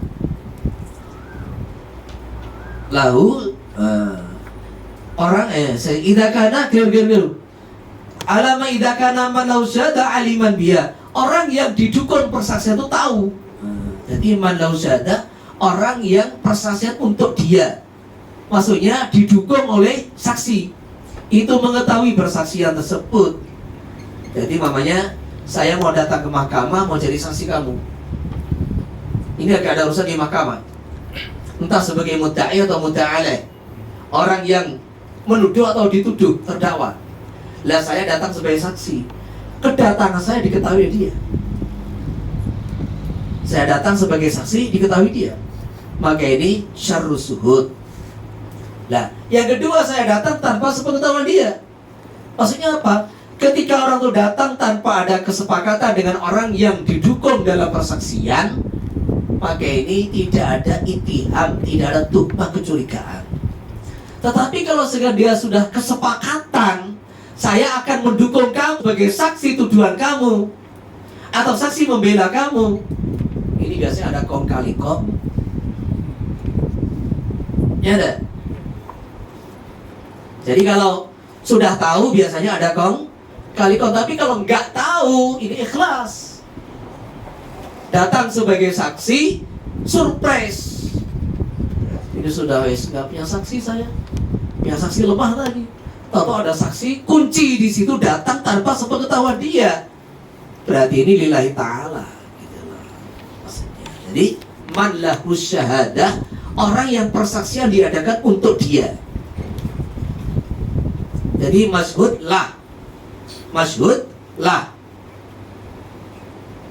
Wasani rawa Muslim bilaghi ala khairukum khairus syuhud. Maukah saya kasih tahu kepada kalian sebaik-baik saksi alladhi, yaitu orang yati bisyahadati qabla yus'alaha, orang yang datang dengan bersaksiannya sebelum dimintai jadi saksi. Wa awalu muttafaqun ala ma'nahu bi hadisi, yang pertama disepakati maknanya dalam hadis khairukum qarni tsumma alladziina yalunahum tsumma alladziina yalunahum summa yakunu ba'dahum qaumun yashhadun qabla an yustashhadu. Kemudian akan datang kaum yang dia ini datang dan jadi saksi sebelum dia dimintai jadi saksi. Bailam yumkin ajamu bainahuma, kalau tidak mungkin mengkombinasi dua dalil, yutawaqqafu bima, maka ditangguhkan keduanya. Idalam ya yu'lam at-tarikhu, ketika tidak diketahui tarikhnya. Kalau diketahui dalil yang paling akhir yang dipakai, berarti nasih mansuh. Jadi di antara metode nasih mansuh itu apa? Ambil dalil yang paling akhir. Jadi cara pertama di dalam memahami dua dalil yang bertentangan dikombinasi dengan mengartikan setiap dalil pada kondisi yang berbeda. Ini namanya jamak. Kalau nggak mungkin, maka nasah. Bagaimana cara muktai nasah? Diketahui mana yang lebih dulu, mana yang akhir. Karena pernyataan para sahabat dalam mustalah hadis itu, kunna na'khudhu min amri Rasulillah sallallahu alaihi wasallam al-ahdatsa fal-ahdatsa. Kami mengambil daripada yang disabdakan, dikerjakan baginda Nabi sallallahu alaihi wasallam, mana yang terupdate, terbaru dan terbaru. Maka di situ ada qaul qadim, ada qaul jadid. Lah, qaul jadid itu ada yang ajdad. Kalau diketahui mana yang paling akhir dari kalam Imam Syafi'i, itulah yang paling akhir. Seperti kitab-kitab Imam Nawawi, itu banyak kitab. Nah, kitab yang paling akhir itu ada 3: Syarah Muhadzab, Tahqiq, kemudian Tanqih. Nah, ini lam yukamilha. 3-tiganya belum disempurnakan, diselesaikan oleh Imam Nawawi. Maka kalau ini pernyataan pribadi Imam Nawawi bertolak belakang, berbeda, maka yang diunggulkan adalah 3 kitab ini: Tahqiq, Syarah Muhadzab, Majmu', sama Tanqih. Ini yang dimaksud adalah pendapat pribadi Imam Nawawi. Tapi min haisul madhab, pendapat beliau yang ikut madhab, yang paling dikedepankan adalah minhaj. Jadi kalau kurikulum madhab, pendapat Imam Nawawi di minhaj. Pendapat pribadi, majmu', tahqiq, tanqih. Ini banyak orang yang salah paham dalam masalah ini gitu. Sehingga seolah-olah di majmu' itu lebih didahulukan daripada kita enggak. Nek min haitsul ikhtiyarat, ditafsir min haitsul ikhtiyarat, maka majmu' lebih didahulukan. Tapi min haitsul madhab, minhaj. Ini harus tahu gitu. Karena ini kurikulum sudah. Aila yadara murajjihu hadima, sampai tambah yang mengkaji salah satu dari keduanya, misalnya qaulu ta'ala amma malakat aymanukum wa qaulu ta'ala wa tajma bainal ukhtaini. Maksudnya apa? Perhatikan. Fal awal yujawizu dzalika bi milkil yamin. Dalil pertama membolehkan mengumpulkan dua bersaudara dengan milkul yamin. Wa tsani yuharrimu dzalik, mengharamkan. Farujika tahrim li'anau ahwatu, maka yang mengharamkan diumpulkan itu lebih hati-hati. Maksudnya gini, walladzina hum li furujihim hafizun illa ala azwajihim aw ma malakat aymanuhum. Tapi ini aw ma malakat aymanukum, ini surat An-Nisa. Ini berarti tiga. Ini berarti ayatnya Fankihu. Atasnya lagi. Ya. Ya. Fa in khiftum alla ta'dilu fawahidatan aw ma malakat aymanukum. Perhatikan. Jadi nikahilah wanita itu setiap orang dua, setiap orang tiga, setiap orang empat.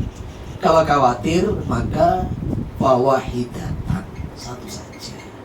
Aw ma malakat aymanukum. Lah, ma ini berarti tadi lafzul am. Sehingga aw ma malakat aymanukum itu menunjukkan seolah-olah kalau kamu nikah ya satu aja. Kalau memiliki budak boleh lebih dari satu. Dan itu mutlak. Entah itu dua bersaudara ataupun saling mahram atau tidak, semuanya boleh. Ini ayat aw ma malakat aymanukum. Tetapi wa anta jama'u bainal ukhtaini illa ma qad salaf, itu mengharamkan gitu loh. Maka kesimpulannya apa? Jadi kalau nikah dua bersaudara atau wanita dengan bibinya, wanita dengan keponakannya, itu tidak sah. Karena memang tujuan nikah itu adalah untuk dijima. Tujuan nikah itu intinya untuk dijima. Nah kalau nikah bukan untuk dijima, namanya koleksi barang antik. Nah lain dengan orang memiliki budak. Orang memiliki budak itu tujuannya ada salah satu, ada dua-duanya. Ada kalanya memiliki budak itu untuk istikhdam, dijadikan pembantu.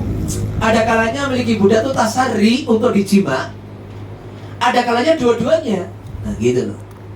Makanya apa itu, orang memiliki dua budak itu boleh. Jadi memiliki dua budak itu boleh, tapi yang diwati cuma salah satu. Nah, jadi memiliki dua bersaudara, dua budak bersaudara, ukhtain, atau wanita dengan bibinya, wanita dengan keponakannya, itu kita miliki bareng sebagai budak boleh. Karena itu tadi, tujuan miliki budak itu ada kalanya sunnah istikhdam. Tapi kalau untuk diwati salah satu. Umpamanya sudah wati yang satu, nggak boleh wati yang lain, nggak boleh, haram. Lah kalau dilanggar Pak, suatu hari kok penasaran, ini kayaknya enak yang mana ya? Akhirnya dilanggar, diwati yang satunya. Maka gimana? Apakah ini haram terus? Berarti dua-duanya sudah mau tu'ah, gitu kan? Maka kembali kepada aturan pertama. Anda sekarang boleh pilih. Ikut yang lama, tetap yang A yang diwati, atau berubah ini Pak Ina yang B. Ganti yang kedua, maka yang A harus ditinggalkan. Ditinggalkan, tidur riwati, tetap salah satu aja. Jadi ini akhirnya ambil tengah-tengah. Kalau itu dimiliki, nggak apa-apa, dua bersaudara. Tapi riwati tidak boleh, karena wa tajma'u bainal ukhtaini illa ma qad salaf. Kalau seandainya satunya merdeka, satunya budak. Itu kalau nikahnya budak dulu. Jadi dulu miskin, nggak bisa menikahi wanita merdeka. Kan ada beberapa syarat itu kan, budaknya harus muslimah. Kemudian terus dia khawatir zina karena tipisnya iman dan gede syahwatnya. Yang kedua, tidak mampu membeli budak, tidak mampu menikahi hurrah. Akhirnya terpaksa menikahi budak milik orang lain. Dan kemudian ternyata hidupnya berubah. Terus dia menikahi hurrah, maka yutafaru fid dawam ma la yutafaru fil ibtida. Gitu. Paham? Tapi dia ini nikah hurrah dulu baru budak ya nggak boleh. Jadi nikah budak itu kondisi ketat, aturannya ketat. Karena di dalam agama ini tingkat itu ada 3. Wanita yang halal itu zaujah hurrah, kemudian memiliki budak, baru nikahi budak milik orang lain. Jadi kalau orang itu menikahi wanita hurrah, ya sudah aturannya jelas. Memiliki budak, maka yang penting dia ini orang muslimah, nah, dia muslimah, maka boleh dikumpuli. Jadi kita istri satu gak apa-apa lah. Budak di belakang ada 20, nah gitu. Istri satu aja, permaisuri. Nah, jadi kalau ada raja, permaisuri ada selir lah itulah. Maka ini permaisuri cuma 1, istri cuma 1, kemudian budak ada 20, kan gitu kan di belakang. Ya diperkerjakan, ya dikumpuli, atau ingin dikumpuli saja, nggak ada masalah gitu. Jadi karena orang yang memiliki budak ini kalau punya anak merdeka. Memiliki budak lebih terhormat daripada menikahi budak milik orang lain. Karena menikahi budak milik orang lain ini, kalau punya anaknya budak. Sedangkan Islam ini ingin memberantas perbudakan, dan Anda malah memperbanyak budak. Maksudnya begitu. Paham ya?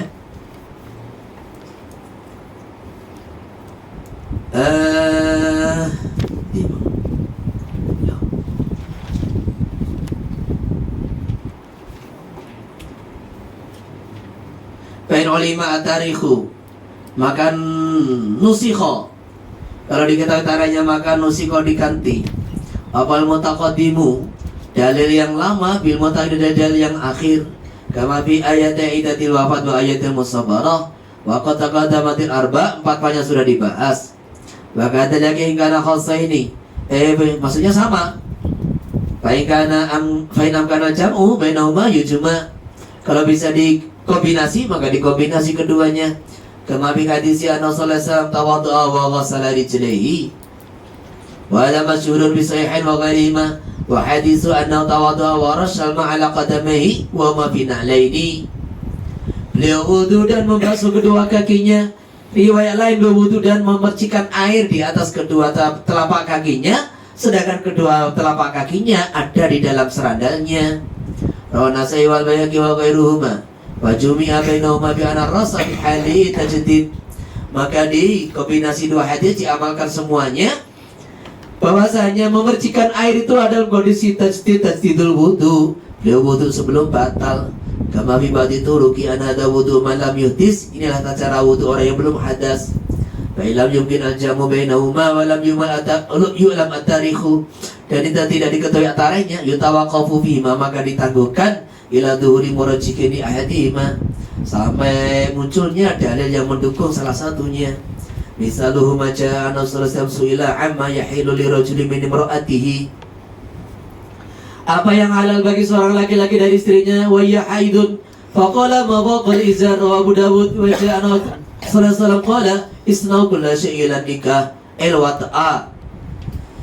Silakan berbuat apa saja kau dari jima, rawa Muslim. Wa min jumlati al-wat'u fi ma fawqal izar, termasuk jumlahnya apa? Jumlahnya kullu syai'. Kullu syai' wati bima, ayo maksudnya wati bima fawqal izar apa? Wati bima fawqal izar. Jima kau di luar izar itu maksudnya piye?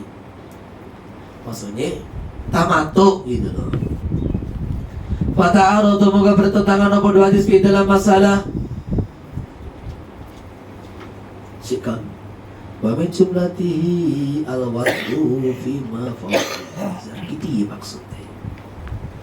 Ay min badaniha ka batniha.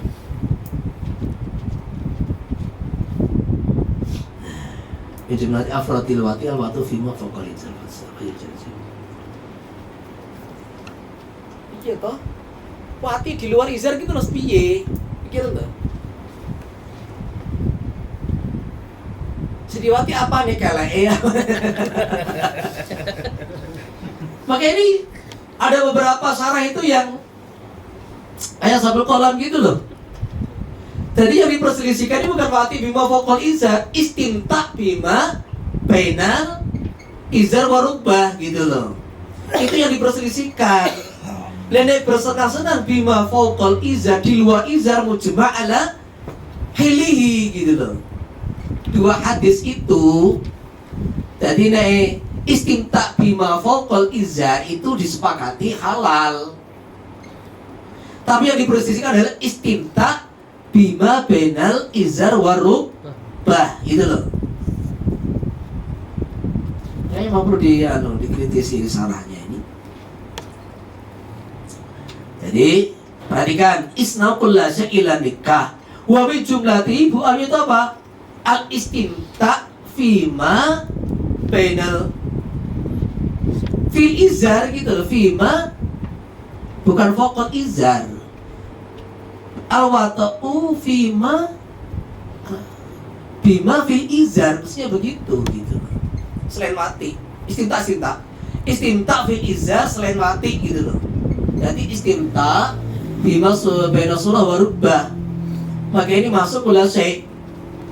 Jadi istimta selain wati gitu aja, istimta selain wati. Maka ini bertentangan dalam istimta selain wati gitu loh. Maka ini perlu dianu. Saling perlu dianu. Apa yang dipertentangkan? Hadis yang pertama mengharamkan karena kait bima faqal hadis kedua membolehkan istimta selain wati, maksudnya begitu. Para jahabatu atahrima itiyaton. Nah ini, maka wa min jumlatihi al-wat'u fima faqal izar. Baca tuh. Wati fima faqal izar. Jadi wa min jumlati syai' al-istimta bima fil izar, yang selain wati, mestinya begitu. Maka sebagian ulama mengharamkan karena tadi, sebagian menghalalkan yang ala sulubil mangkuha, karena hukum halal itulah hukum asli dalam istri. Wa in ulima tahriku nusikhal mutaqaddimul mutaakhir kama taqaddama fi hadits ziyaratil kubur. Wa in kana hadu ma'aman wal akharu khasan wa yukhasul amil bil khas, maka yang ditafsir dengan dalil khas. Kata sisi hadis sahihain bima sakati sama al-usyuru bi hadisihima, dengan hadis Bukhari Muslim, laisa bima tuna khamsati asukin sadaqatun kama taqaddama. Wa kana kullu wahidin minhuma aman min wajhin wa khas min wajhin akhar wa yakhasu umumu kulli wahidin minhuma bi khususil akhari. Yumkin tadi kalau itu mungkin. Jadi dua hadis punya dua makna. Umum satu segi, khusus satu sisi. Ini juga umum satu sisi, khas satu sisi. Contohnya ini. Misal hadis Abi Dawud wa ghairuhi, idza balagal maqullatin fa innahu la yanjus. Tadi kan, ketika air sampai 2 kolah maka tidak bisa najis. Riwayat lain, lam yahmil khabatha. Perhatikan, ketika air ada 2 kolah tidak bisa mutanajis. Di mana khasnya, di mana umumnya? Umumnya adalah sawa'un taghayyara amla. Umum. Khasnya di mana? 2 kolah. Jadi ketika air ada 2 kolak, maka tidak bisa mutanajis. Menurut hadis pertama, sawal taghayyara amla. Lihat hadis kedua, alma la yunajjisu syai'un ila ma ghalaba 'ala rihi wa tumihi wa launihi. Air tidak bisa dinajiskan oleh apapun kecuali najis yang merubah baunya, rasanya dan warnanya. Ila ma ghalaba 'ala rihihi wa tu'mihi wa launihi. Wal awaliku khasun bil kullatin 'amun fil mutaghayyiri wa ghairihi. Hadis yang pertama khusus hanya air 2 kolak dan umum baik yang berubah atau tidak. Wasani khasun bil mutaghayyiri, hanya khusus pada air yang berubah, 'amun baik 2 kolak atau tidak. Di hadis kedua ini, air selama tidak berubah itu tidak mutanajis gitu loh. Air kemasukan najis selama nggak berubah, nggak mutanajis, mbuh itu 2 kolak ataupun kurang dari 2 kolak. Kalau kita cuma ambil salah satu, khalas kalam. Imam Malik, Imam Malik termasuk juga sebagian mazhab Syafi'i di Fathul Mu'in itu, selama air nggak berubah nggak apa-apa, entah 2 kolak atau kurang dari 2 kolak. Berarti ini mengambil hadis yang kedua tanpa memperhatikan hadis yang pertama. Tetapi ternyata oleh Imam Syafi'i dipakai semua. Fakhusa maka ditasil umumul awali, keumuman daripada hadis pertama, bi khusus sisani dan mana khusus dalam hadis kedua. Hatta yukama sehingga dihukumi bi anamal kullatin yajuzu bi taghayyuri, bahwa air 2 kolak menjadi mutanajis sebab berubah. Wa khusawmu mustani bi khususil awali, keumuman hadis kedua ditasih dengan kekhususan hadis pertama. Hatta yukama sehingga dihukumi bi annama dunal kullatin yajuz, air yang kurang 2 kolak itu mutanajis walaupun tidak berubah. Fa'ilam yang mungkin tasih umumi kulin minuma bi khususil akhari, itija maka diperlukan ila tarjiki bainahuma, kepada mentarjih di antara keduanya, fi ma ta'aradu fi dalam perkara yang bertentangan keduanya dalam ma. Misalnya hadisil Bukhari, man baddala dinahu faqatuluh, barang siapa murtad maka bunuhlah, barang siapa mengganti agama maka bunuhlah. Dan ini dalam kitab Minhaj, man baddala dinahu itu mutlak. Orang beragama Islam, keluar dari Islam, gak mau kembali ke Islam, penggal kepala. Orang agama Yahudi, dia pindah Nasrani, orang Nasrani pindah Yahudi, maka kalau ingin selamat, masuk Islam. La yuqbalu minhu ilal Islam. Jadi orang yang meninggalkan agama Yahudi, orang Nasrani meninggalkan Nasrani, pindah Yahudi, penggal kepalanya. Karena keumuman hadis, man baddala dinahu faqatuluh, itu lihat di Minhaj. Wa hadis sahihaini annahu sallallahu alaihi wasallam an qatl nisa, dia melarang membunuh wanita. Fal awalu 'amun bi rijali wa nisa, khasun bi ahli riddah. Hadis pertama ini umum untuk laki-laki perempuan, khusus bagi orang murtad, termasuk orang murtad meninggalkan agama yang lama walaupun itu Yahudi. Wasani khasun fi nisa, 'amun fil harbiyat, umum dalam kafir harbi wal murtaddat. Fata'arada, maka bertentangan 2 hadis fil murtaddah. Wanita yang murtadah hal tuqtalu amla, apakah dia dipenggal kepalanya atau tidak. Waraja'na tuqtalu, tetap dibunuh.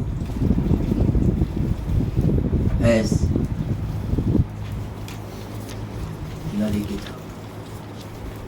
Matang. Matang lanjut.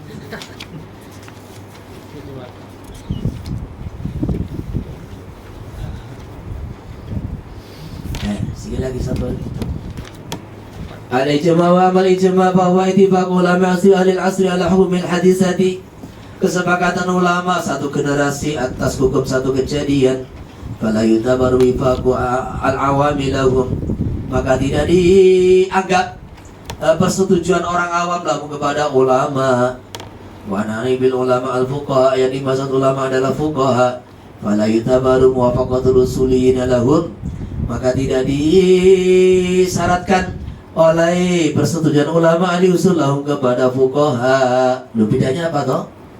Nek fuqaha itu, fuqaha yang dimaksud di sini adalah mujtahidin. Sehingga fuqaha di sini adalah mesti usuliyin. Nah, usuliyin belum tentu mujtahidin. Jadi al-fuqaha yang dimaksud adalah al-ulama al-mujtahidin. Wa nani bil hadis al-hadis syar'iyyah, kejadian syar'iyyah. Liana mahalu nadharil fuqaha. Karena itu kejadian syar'iyyah tempat penelitian para fuqaha. Bikila bilugawiyah masalan fa innaha yujmi'u fiha ulama lughah, maka yang sepakat adalah ulama ahli lughah. Wa ijma' hadil ummah hujjatun, ijma'nya umat ini adalah hujjah, satu dalil hukum. Tunagariya, bukan kesepakatan selain umat ini. Liqauli sallallahu alaihi wasallam, la tajtami ummati ala dhalalatin, tidak akan pernah sepakat umatku dalam kesesatan.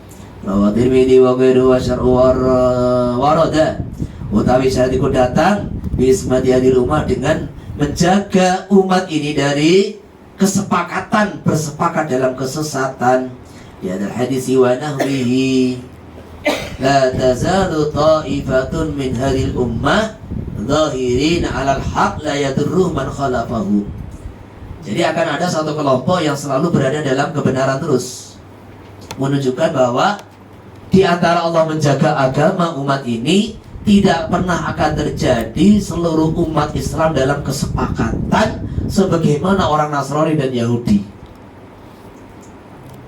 Gak akan terjadi. Maka disitulah ijma' itu hujjah. Warada syar'u fi ismati hadil ummah anil ijma' fi dhalalah. Allah lindungi umat ini dari kesepakatan dalam kesesatan. Wal ijma' hujjatun 'alal asri tsani. Ijma' hujjah atas generasi berikutnya, wa man ba'du, dan juga berikutnya. Wa fi ayyi asrin kana, dan manapun generasi, min ghairi sahabah wa man ba'dahum, baik ini selain sahabat dan orang-orang berikutnya. Wala yustaratu bi hujjiyati inqiratul asri, tidak disyaratkan dalam keberadaan ijma' sebagai hujjah. Hujjah itu maksudnya dasar hukum. Jadi ijma' ini bisa terjadi zaman sahabat, tabi'in, tabi' juga berikutnya. Kenapa beliau berkata begini? Karena ada sebagian ulama usuli mengatakan ijma' itu hanya mungkin terjadi zaman sahabat karena jumlahnya belum banyak, dan tidak mungkin terjadi zaman berikutnya karena zaman tabi'in ini sudah menyebar ke seluruh penjuru dunia. Ini sebagian ulama begitu itu. Tapi di sini ini kelas ibtidah waraqat ini, ibtidah usul ini, ambil pendapat yang muktamad. Ijma' itu tidak hanya mungkin zaman sahabat saja, dan ijma' itu hanya selepas Nabi gitu loh. Zaman sahabat saja, bisa mungkin terjadi zaman selepas sahabat, tabi'in, tabi'in, wa man ba'dahu.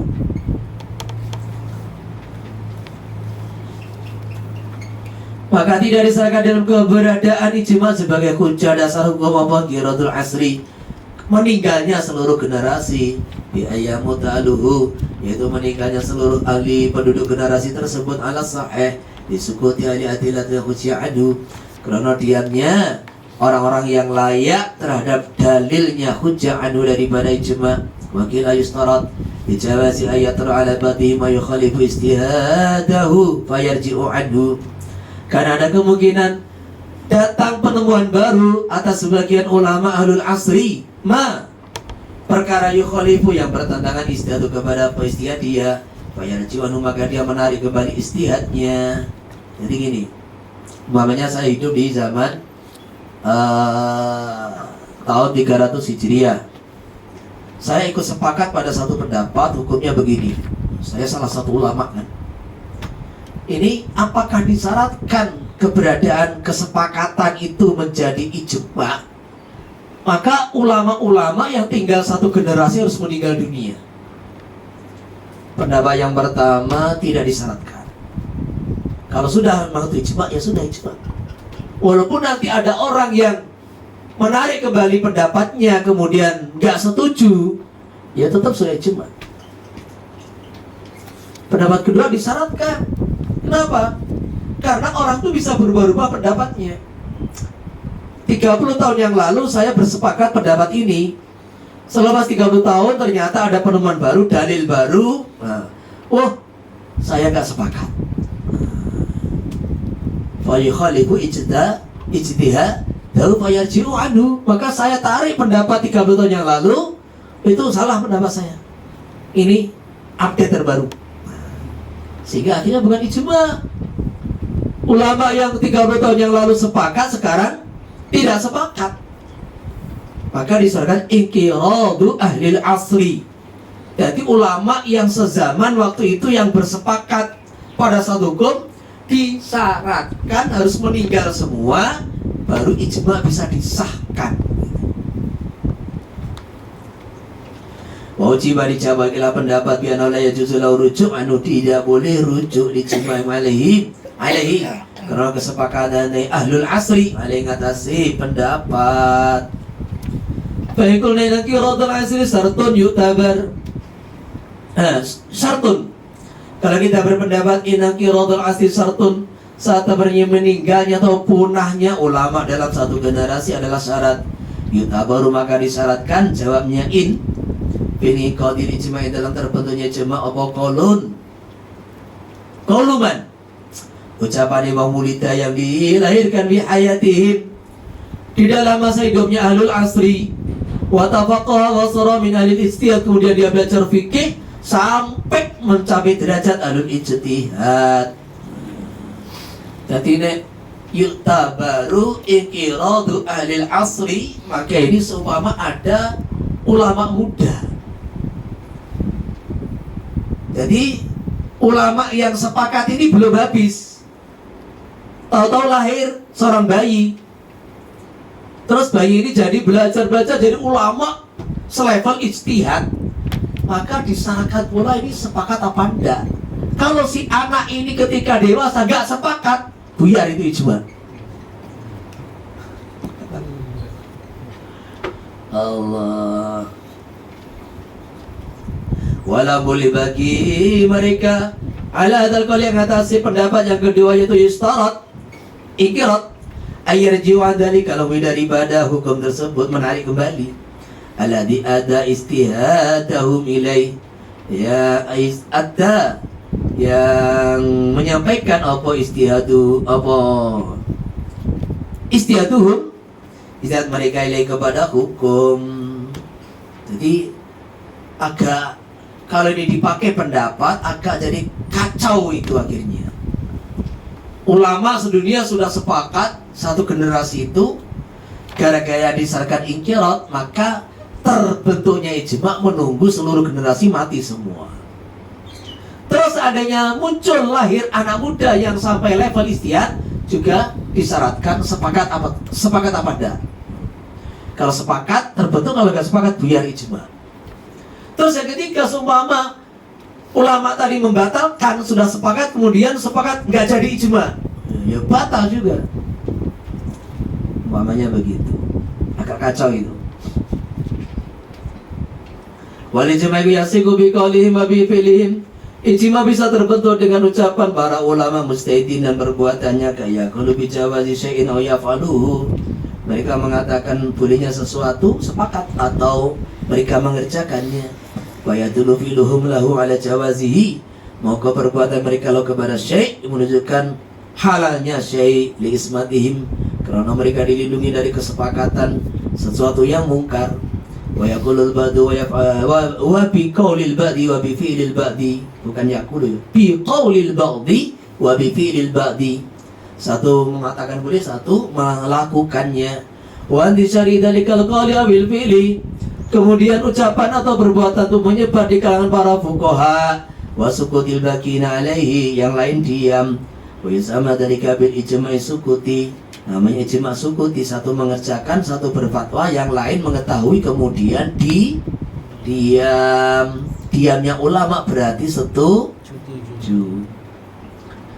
Wa qaulul wahidi min ashabi laysa hujjatan ala ghairi, ucapan satu orang, perhatikan, as-sahabat ini sahabat, orang yang jumpa Nabi, iman kepada Nabi, mati dalam kondisi iman.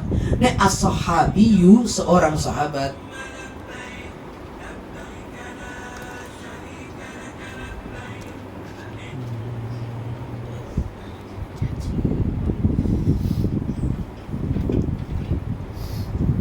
Jadi fatwa pendapat pribadi seorang sahabat ini bukan hujah atas sahabat yang lain.